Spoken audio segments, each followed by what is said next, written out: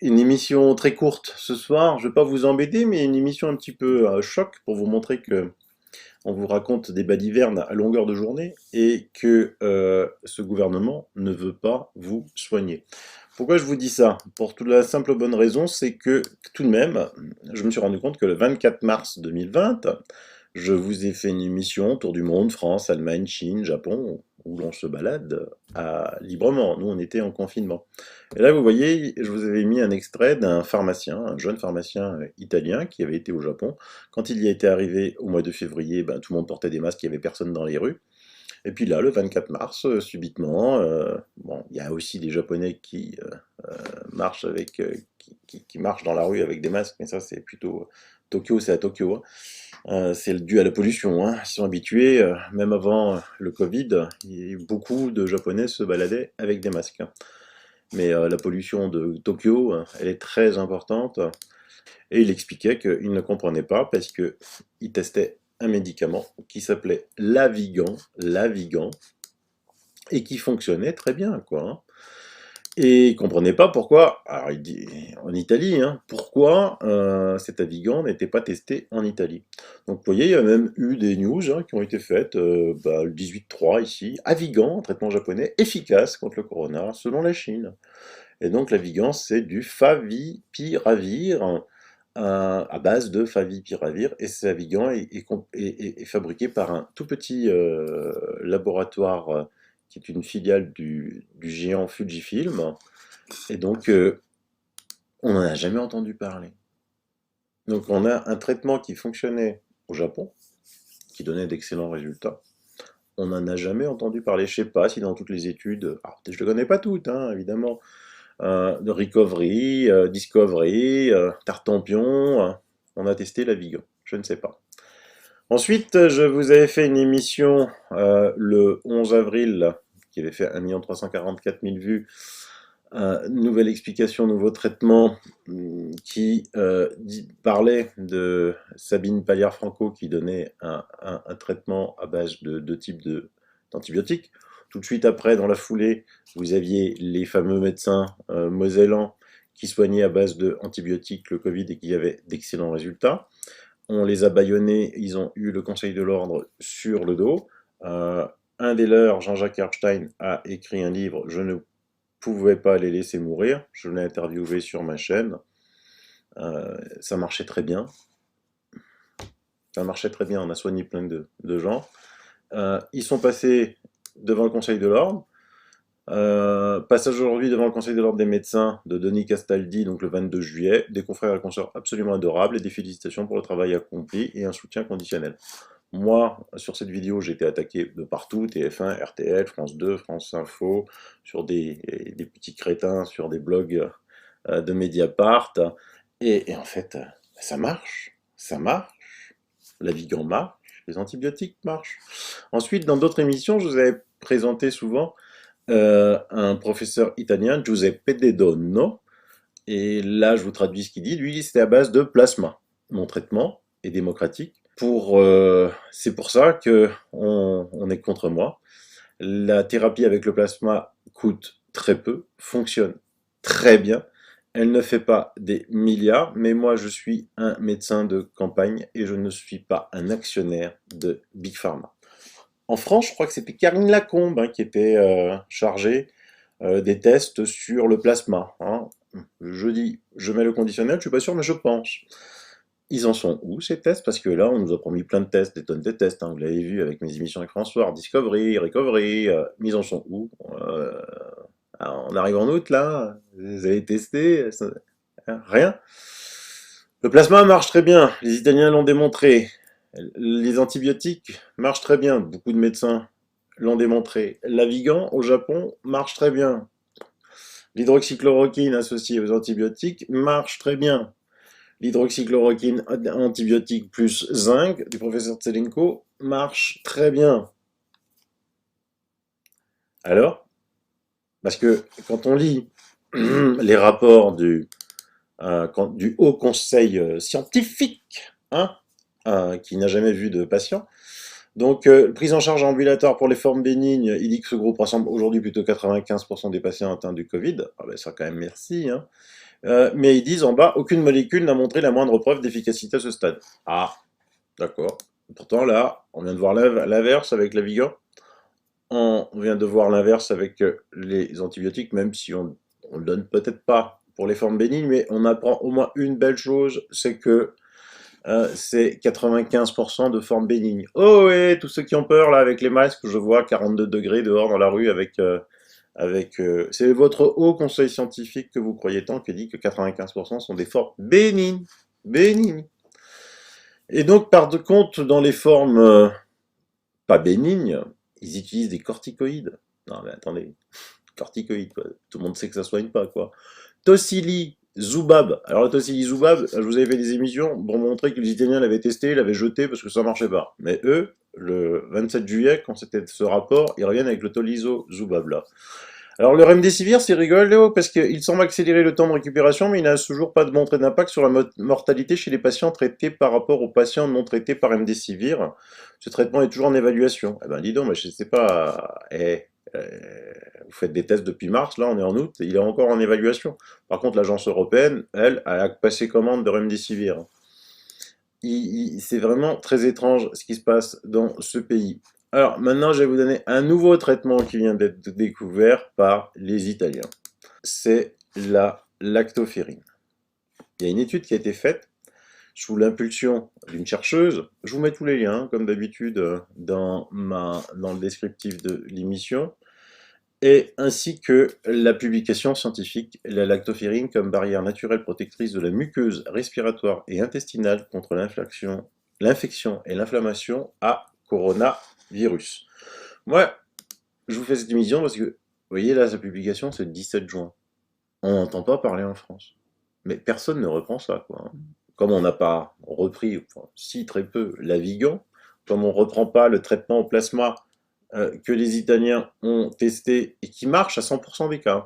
Il y a des personnes qui étaient atteintes, vieilles personnes atteintes quasiment en stade final, on leur injectait du plasma, une heure après, ils voyaient déjà, le professeur de Nono, des signes cliniques où les personnes allaient de mieux en mieux, dans de mieux en mieux. Ils n'ont pas eu de mort. Bon.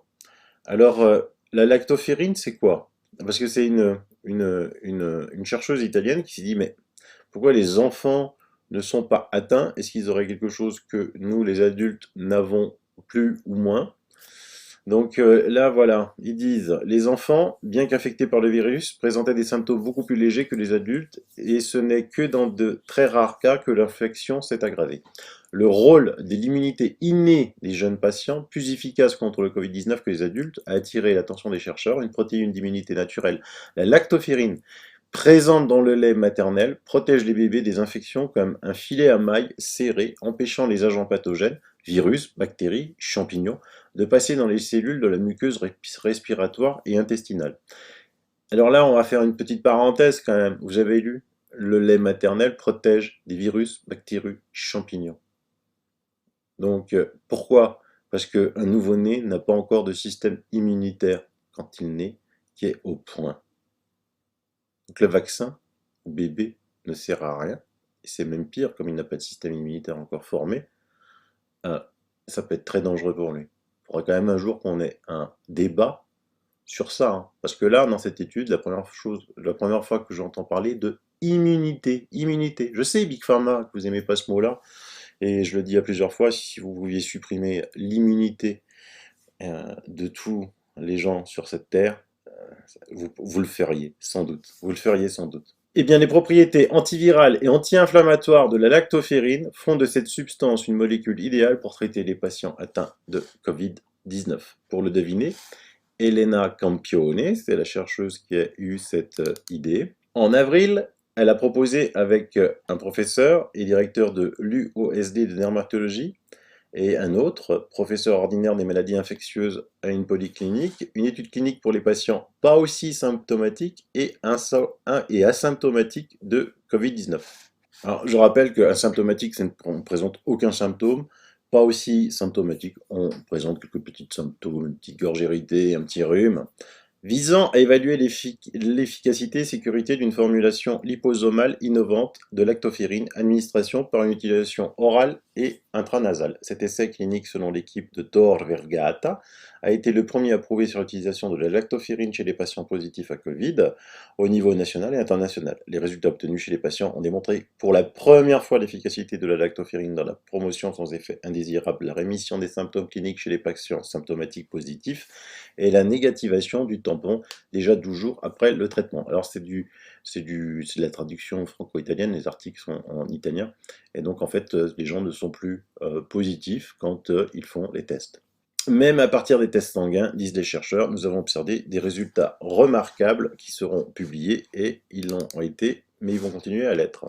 Parallèlement à cette étude clinique coordonnée par Piera Valenti, professeur ordinaire de microbiologie à l'Université de Rome et membre du comité international sur la lactoferrine, a vérifié en parallèle la qualité, la pureté et l'intégrité de la lactoferrine utilisée. Il a également réalisé des tests in vitro sur l'action antivirale de la lactoferrine, démontrant comment cette protéine inhibe l'infection SARS-CoV-2, bloquant les premiers stades de l'interaction virus-cellule. L'étude vient d'être publiée par l'équipe de cliniciens de Tor Vergata, je vous l'ai montré tout à l'heure, et je vous les mets dans les liens. Les travaux ont étudié les mécanismes d'action de la lactoferrine, suggérant son utilisation dans le traitement des patients pas aussi symptomatiques et asymptomatiques positifs avec Covid. L'effet de la lactoferrine contre le Covid peut également être considéré en prévention comme une arme efficace pour contrôler l'infection, écrivent les chercheurs dans une note. La lactoferrine est une glycoprotéine capable de soustraire le fer non lié des fluides corporels et des zones d'inflammation, avec une capacité 2 fois plus élevée que celle de la transférine, afin d'éviter des dommages produits par les radicaux. Bon, là c'est un petit peu technique, je te laisse lire pour les passionnés. Voilà. Mais en tout cas, ça a une activité antivirale, antibactérienne. Vous savez que le SARS-CoV-2 c'est viral, mais que la difficulté c'est la réponse immune bactérienne. Il est considéré comme l'un des facteurs les plus importants de l'immunité naturelle sans anticorps. Il est présent dans les muqueuses et dans les granules de neutrophils, avec d'autres facteurs tels que les lysozymes et lactoperoxydase. Des récepteurs spécifiques de la lactoferrine sont présents sur les cellules épithéliales des muqueuses. Et vous vous rappelez que c'est là le problème, ces cellules épithéliales, parce qu'elles étaient attaquées par le SARS-CoV-2. Ça, je vous avais déjà fait des émissions là-dessus. La lactoferrine inhibe à la fois directement et indirectement les divers virus qui causent des maladies chez l'homme. Il augmente également la réponse immunitaire systémique à l'invasion virale. Sans surprise, il existe une carence systémique en lactoferrine chez les personnes séropositives. Là, on parle de HIV. Dans diverses études in vitro, la lactoferrine s'est avérée avoir de puissants effets antiviraux comme la réplication de VIH humain et du cytomégalovirus sans montrer aucune cytotoxicité, rappelle la polyclinique de Tor Vergata. Alors que d'autres études ont montré que cette substance inhibe l'infection à herpès de type 1 et 2, l'action antivirale de la lactoferrine a également été étudiée in vitro en 2011 contre le SARS-CoV-1 par une équipe de chercheurs chinois qui a confirmé son rôle protecteur contre ce virus. Cousin du SARS-CoV-2, plus que cousin, puisqu'il partage quand même 76% du patrimoine. Et alors regardez ce que l'on retrouve, c'est qu'on retrouve que le 20 avril, Covid-19, la piste de la lactoferrine étudiée dans un essai clinique de 300 patients en Espagne. Le 20 avril. Et qu'est-ce que ça a donné? Ben rien, mais comme rien, comme aucune étude ne donne rien à chaque fois, quoi. Enfin, nulle part.